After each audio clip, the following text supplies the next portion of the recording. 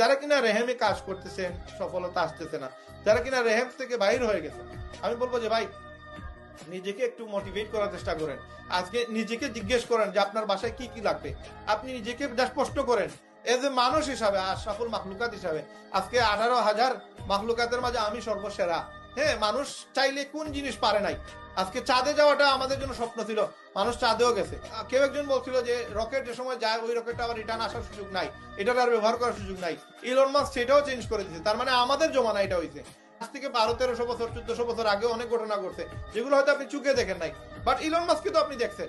100 বছর আগে একটা বড় সায়েন্টিস্ট ছিল, সেই জিনিসগুলো করছে। যে ফ্লাইট আবিষ্কার করছে তারা আপনি দেখেন নাই, আমি দেখি নাই। যে ফ্যান আবিষ্কার করছে তারা আমি দেখি নাই। কিন্তু কম্পিউটার যে আবিষ্কার করছে তারও তো আপনি দেখছেন।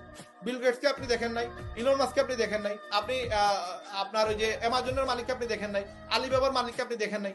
এরা যদি আমাদের জমানায় এসে যদি এই জিনিসগুলো করতে পারে, আপনি কি সহজ একটা রাস্তা, যে রাস্তায় গেলে আপনি জানেন যে আপনার বাসা থেকে 10 মিনিটের দূরত্ব হচ্ছে বাজারের দূরত্ব, আপনি হাঁটলেই ওই বাজারে যেতে পারবেন, তাহলে আপনি হাঁটবেন না কেন?